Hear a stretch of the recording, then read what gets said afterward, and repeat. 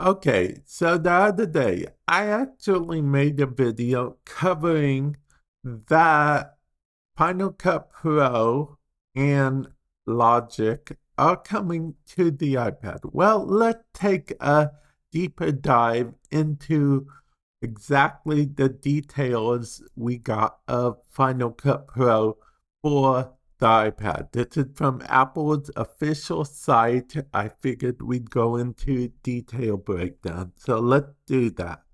First of all, it looks like we have this sort of as the gear thing that will let us presumably, go between timeline, as in slide down timeline or zoom in, zoom out type thing without pinch to zoom. Or maybe we will only have pinch to zoom for zoom in, zoom out. We don't know the details yet, but I'll be honest, if I'm being perfectly honest, I really love the fact that you can use the Apple Pencil on the app.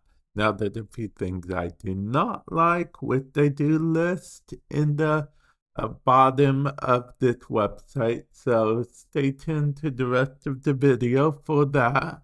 But I really do seem to like this because technically you can sort of cheat this right now by using the whole iMac and iPad thing. Sidecards, what it used to be called, where you put your screen on your iPad and you can sort of heat it out that way, but it doesn't work that way. But this is native support for the Apple Pencil because this is an actual app. So that's pretty cool. It seems like without the Apple Pencil, you'll still be able to use it, which is good. We have live drawing here. I'm actually very excited for live drawing because I don't know if you guys know about keyframing stuff, but it can actually be very annoying to give the illusion of writing on certain projects. So being able to do live drawing and integrating it into a product is pretty awesome.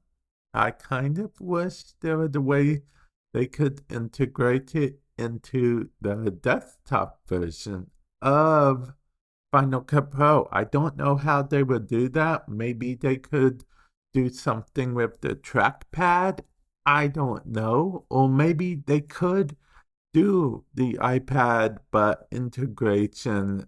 I'm thinking way too far ahead. Let me know comment section below. Do you guys think that they should find a way to try to integrate live drawing into the desktop version, or should it stay in iPad only thing? HDR, HDR's fine, I guess. I'll be honest, I don't really edit much in HDR. I just, okay, so my editing right now in my editing journey, sometimes I edit myself, or things around me, but most of the time I'm just editing video game gameplay and whatnot, so I don't really need the HDR thing, but it's nice to have, I'll admit, because both the iPad Pro and my iPhone 14 Pro both have very, very good cameras, and I feel like when I'm not doing HDR stuff, I'm not taking full advantage of them. So we'll see in the future.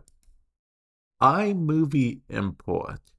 Open your iMovie for iOS projects in Final Cut Pro to unlock all of its advanced features to finish your work. Okay, I guess.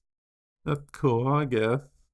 Um, Apple Pencil and keyboard. Make precise edits using Apple Pencil. Speed up your workflows by adding a magic keyboard or smart keyboard folio for powerful key commands. Basically, like if I had a smart keyboard or the magic keyboard, I could just use the commands I'm used to. Honestly, that's a good question. Would I be able to import my commands? Because I feel like that would be kind of awesome. I mean, because I have custom key bindings, not a lot, but I do have some custom key bindings, and I really would like to import them. Also, let's go to the iMovie import for a moment.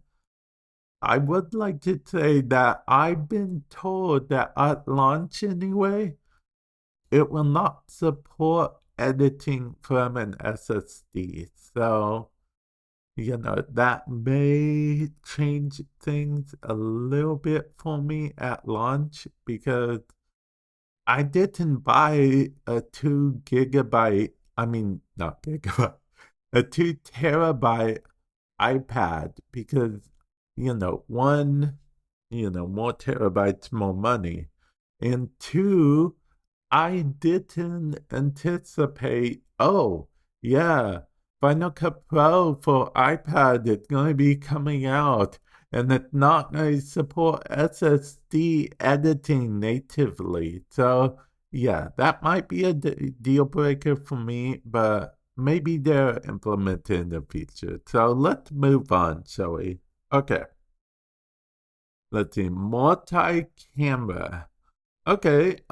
So this is for people who use multi-camera footage. It seems like they can sync clips pretty easily, switch to different, multi-cameras very easily, and that the audio from each multi-camera, they can see it's syncing it right now. The audio from the close-up and the medium, it doesn't look like that the wide captured hardly any audio, but I guess that would make sense because the wide is farther away. Oh, and this is just a plain audio source. So, yeah. Okay. Anyway, if you guys want more detail about rather more videos about multi cameras and stuff, I can see what I can do. I don't really have a multi-camera setup per se, but every now and then I do use the mic from the iPad or the mic from my desktop and XLR mic and whatnot. So yeah, I can maybe go into detail about that in the future. Let me know, comment section below. Speed through workflows with cut and okay, so this is basically just one of those. Oh, okay, so they're in like the crop tool right now. So it looks like they added an extra option. So I imagine this is something that might make it easier to make like shorts, vertical video in general. It seems like that's what they're going for here, make vertical videos with ease and machine learning. Technically, you can make a vertical video on Final Cut Pro desktop version, and it will actually use smart technology to figure out where the main focus is. I mean, it gets it wrong sometimes, but it exists, and this looks like it might work better. Not entirely sure, but let's move on for now, shall we? Okay, scene removal mask. Instantly isolate a subject and remove it from its background with just a tap without using a green screen.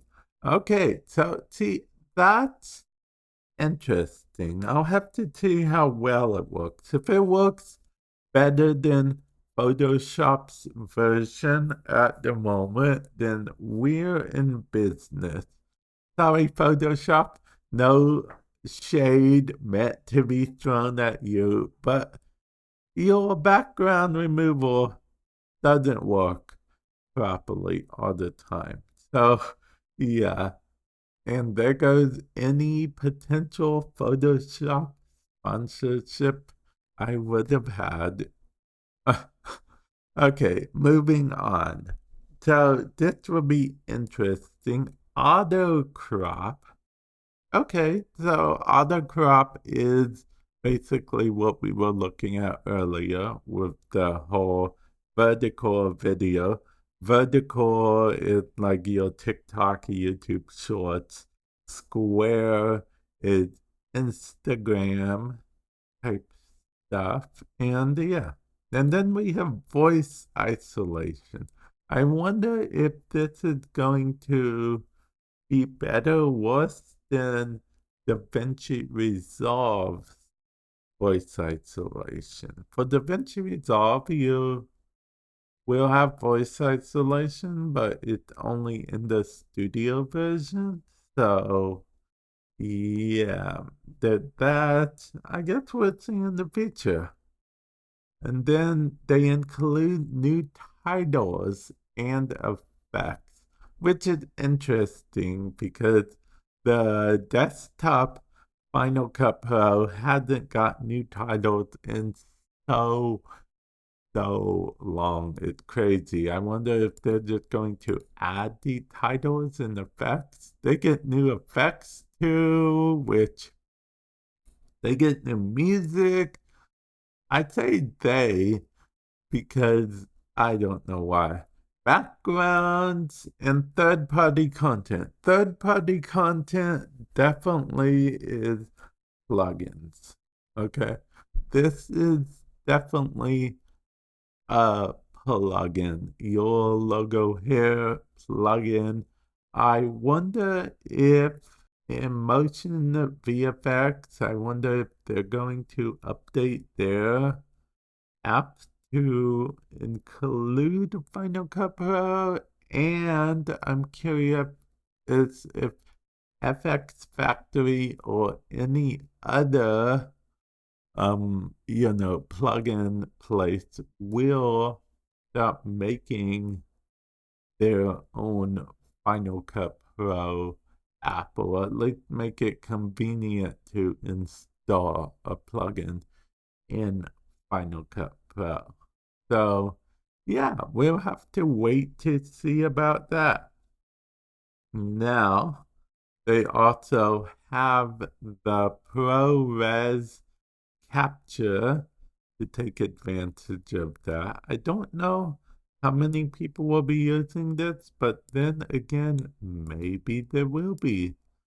Save your footage directly into your project. Okay, interesting. Then advanced workflow such as ProRes, raw color to color grade, keyframes to keyframe wherever you need, cinematic mode, share, deliver the highest quality files or render videos optimized for social platforms like YouTube, blah, blah, blah. Okay, so you'll be able to, do your basic share rendering. That's good. Send to Mac. Export a project to Final Cut Pro for Mac to access features like advanced color grading, object tracking, and more, which means that Elite Native, to me, it means Elite natively, the Final Cut Pro for iPad is not going to have object tracking, which is understandable. But let's move on to questions, okay? Remember earlier I mentioned two things I may have issue with? These are potentially the two things. Well, this is really, well, only one of the things I have some issue with. Another thing I'll go over again in a moment. How much does Final Cut Pro for iPad cost? Final Cut Pro for iPad is available as a monthly subscription for $4.99, $5. So for $5 or a yearly subscription of $49, aka $50. You can activate a 1-month free trial after installing Final Cut Pro for iPad in the App Store. So you can actually do a free trial if you want to go that route. That's not a bad route to go. Subscription-based kind of worries me a bit because here's the thing. I don't know how much I'll actually need iPad Final Cut Pro for the iPad. I would kind of just kind of play around with it and, maybe use it on the go if I want to. But if it's going to cost me $5 a month or $50 a year, $50 a year would be the cheaper route, technically. I think you'd save like $10, $15, somewhere around there. So that's not bad at all, I suppose. I personally don't want it to be subscription based, but it is what it is. And then we may as well go with this other question. Which iPad do I need to use Final Cut Pro? You can install Final Cut Pro for iPad on your 12.9-inch iPad Pro, 5th or 6th gen, 11-inch iPad Pro, 3rd or 4th gen, or iPad Air 5th gen with iPad OS 16.4 or later. They went technical with this explanation, but it boils down to if your iPad had the M1 or M2 chips, you can install them no problem. That's what it boiled down to, the M1 or M2 chips, because the iPad Air 5th generation got the M1 chip. That's why it's even on this list at all. So I just want to break that down. And on to the final thing I thought I'd mention that I did not like, which is at launch, you will not, I repeat, you will not be able to edit off of an SSD. I don't know if they're going to change it later on in the game. If they do change it, then I'll revisit stuff because I edit off of an external SSD.